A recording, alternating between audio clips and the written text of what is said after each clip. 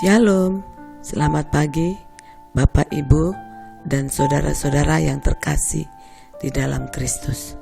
Kembali kita akan merenungkan firman Tuhan. Namun sebelumnya, mari kita satu di dalam doa.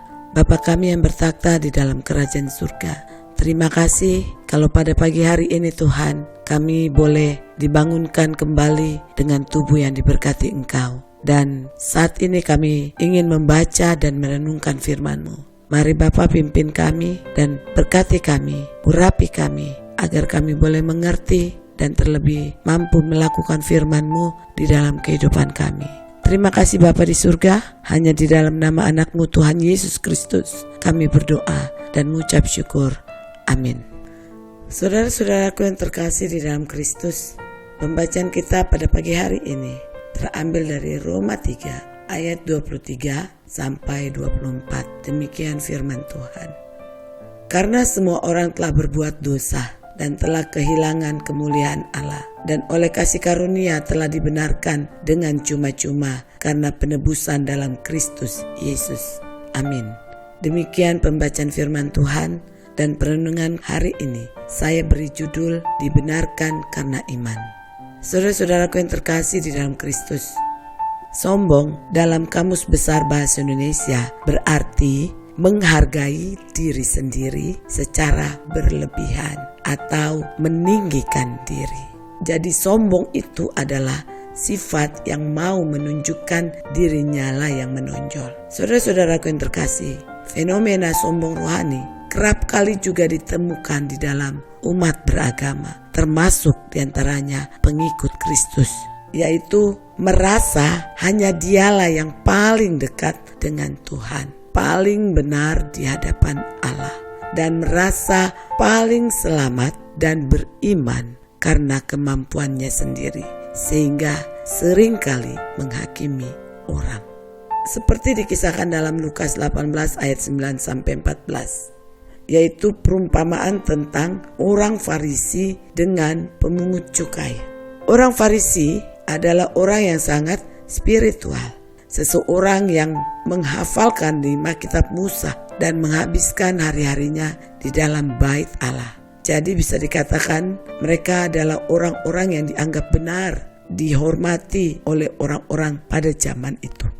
Seperti dikatakan pada ayat yang ke-11, aku mengucap syukur karena aku tidak sama dengan orang lain. Di sini terlihat bahwa orang Farisi merasa dirinya paling suci. Dia sombong, dia merasa bahwa dia lebih baik dari yang lain. Dia merasa bahwa dia orang benar, sedangkan orang lain adalah orang berdosa. Sedangkan pemungut cukai adalah orang-orang yang dianggap sebagai golongan yang sangat rendah pada masa itu, karena pekerjaan mereka mengumpulkan pajak dari orang-orang, sehingga dia sadar dan dia merasa tidak layak menghadap Allah, dan sadar bahwa dia hanyalah seorang yang berdosa yang seharusnya tidak mendapatkan apa-apa dari Tuhan. Yang dia minta hanyalah belas kasihan, sehingga dia berdiri jauh-jauh saat berdoa. Ayat yang ke-13 dikatakan, tetapi pemungut cukai itu berdiri jauh-jauh, bahkan ia tidak berani menengadah ke langit, melainkan ia memukul diri dan berkata, ya Allah, kasihanilah aku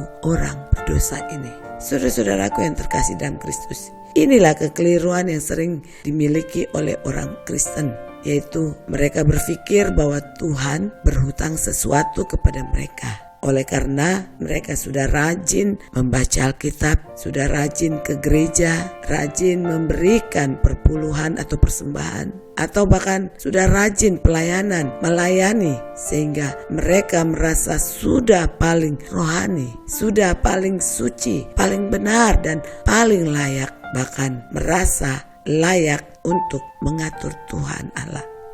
Mereka lupa, saudara-saudara, bahwa semua manusia itu adalah orang berdosa. Dalam Roma 3 ayat 9-19, Paulus menekankan bahwa semua manusia adalah orang berdosa. Dalam ayat yang ke-10 dikatakan, seperti ada tertulis, tidak ada yang benar, seorang pun tidak. Jadi saudara-saudara ingat, Tuhan tidak pernah berhutang apa-apa kepada kita. Justru sebaliknya, Kitalah yang berhutang kepadanya. Kita berhutang segalanya kepada Dia, karena Dia telah menyelamatkan kita dari dosa-dosa kita di saat kita tidak layak mendapatkan apapun darinya. Tetapi karena Tuhan sangat mengasihi kita, kasih-Nya tak terbatas. Dia mau mengampuni kita, bahkan Dia rindu supaya setiap kita kembali kepadanya, bertobat dan mengikuti jalannya. Jadi, mampukah kita dengan kekuatan kita sendiri untuk kembali kepadanya? Kalau mengandalkan diri kita sendiri, kita tentu tidak akan mampu. Roma 3 ayat 23 katakan, karena semua orang telah berbuat dosa dan telah kehilangan kemuliaan Allah. Jadi, karena perbuatan dosa mengakibatkan kita kehilangan kemuliaan Allah. Maka karena kita adalah orang berdosa, sudah dipastikan kita akan mengalami maut. Roma 6 ayat 23 katakan, sebab upah dosa ialah maut. Namun saudara-saudaraku, kita patut bersyukur kepada Allah. Oleh karena kasih karunia-Nya, maka kita dibenarkan, kita dilayakan dan diselamatkan. Dalam Roma 3 ayat 24-25 dengan jelas dikatakan bahwa oleh kasih karunia telah dibenarkan dengan cuma-cuma karena penebusan dalam Kristus Yesus. Kristus Yesus telah ditentukan Allah menjadi jalan pendamaian karena iman dalam darah-Nya. Hal ini dibuatnya untuk menunjukkan keadilannya karena Ia telah membiarkan dosa-dosa yang telah terjadi dahulu pada masa kesabarannya. Ayat inilah yang menjadi landasan dari doktrin pembenaran karena iman. Jadi seseorang dibenarkan bukan karena melakukan Taurat, melainkan karena percaya kepada Allah karena iman. Habakuk 2 ayat 4. Tetapi pembenaran ini adalah perbuatan Allah yang dinyatakan melalui kasih karunia Yesus Kristus. Jadi manusia tidak memiliki dasar apapun untuk bermegah. Perbuatan pun tidak melainkan iman. Roma 3 ayat 27. Artinya hanya ada satu Allah yang benar dan membenarkan manusia bagi mereka yang percaya di dalam iman. Roma 23 ayat 30. Jadi orang yang dibenarkan oleh iman tidak lagi merasa khawatir akan kehilangan keselamatan, ketidakberdayaan karena dibelenggu dosa, dan ada di bawah bayang-bayang murka Allah. Oleh karena kasih karunia Kristus diubah menjadi kedamaian. Jadi orang yang dibenarkan oleh iman memiliki pengharapan bahwa satu hari kelak hidupnya akan dipermuliakan oleh kemuliaan Allah. Pemahaman ini menggugah orang untuk berani menghadapi penderitaan. Melalui penderitaan, iman itu justru semakin teguh dan teruji. Semakin imannya teruji, maka semakin bertambah teguh pengharapannya pada janji Tuhan. Dan orang yang dibenarkan oleh iman tidak mungkin menjadi sombong. Ia bermegah di dalam Kristus sebagai sumber damai sejahtera. Jadi saudara-saudaraku, bagaimana mengalami damai sejahtera sejati? Stop berpikir dan berusaha mendapatkan damai sejahtera dengan berbuat baik sebanyak-banyaknya supaya mendapatkan pembenaran. Akuilah ketidakberdayaan kita dan mintalah pertolongan dan belas kasih kepada Allah di dalam Kristus Yesus. Lalu lakukan perbuatan baik dan pelayanan sebanyak-banyaknya sebagai ucapan syukur. Juga siaplah menghadapi penderitaan karena kita sudah menerima anugerah pembenaran oleh iman. Namun hal ini saudara-saudaraku bukan berarti kita bisa hidup sebebas-bebasnya alias semaunya saja alias liar. Karena iman tanpa perbuatan adalah mati. Seperti yang dikatakan dalam Yakobus 2 ayat 26.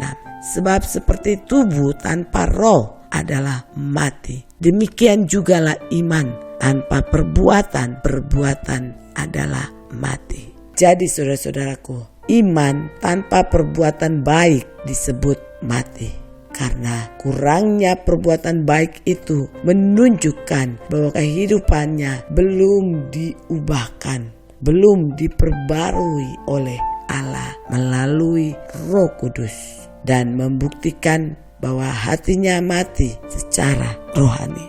Ada berbagai ayat yang menjelaskan bahwa iman sejati yang menyelamatkan akan menghasilkan kehidupan yang berubah, bahwa iman terbukti oleh perbuatan kita dan cara hidup kita itu mengungkapkan kepercayaan kita, dan apakah iman yang kita akui benar-benar iman yang hidup. Karena iman sejati di dalam Kristus selalu menghasilkan perbuatan baik.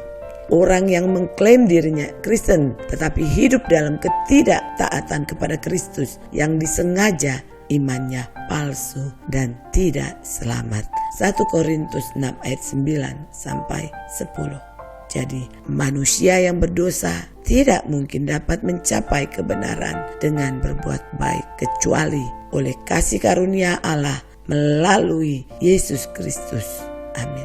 Mari kita satu dalam doa. Bapa kami yang di surga, terima kasih untuk keselamatan yang Kau berikan bagi kami. Terima kasih Engkau telah melayakkan kami menjadi anak-Mu, menjadi ahli waris-Mu. Bukan karena kebaikan kami, bukan karena hebatnya kami, tetapi semua karena kasih karunia-Mu ya Bapa. Sebab itu tolonglah kami Bapa, agar kami mampu menjadi anak-Mu yang setia dan yang taat melakukan semua kehendak-Mu, dan menjadi saksi-Mu di tengah dunia ini. Terima kasih Bapa, hanya di dalam nama anak-Mu Tuhan Yesus Kristus kami mengucap syukur dan berdoa. Amin. Demikianlah perenungan kita hari ini. Selamat pagi Bapak Ibu, selamat beraktivitas. Kiranya Tuhan Yesus Kristus senantiasa menyertai dan memberkati kehidupan kita di sepanjang hari ini. Amin.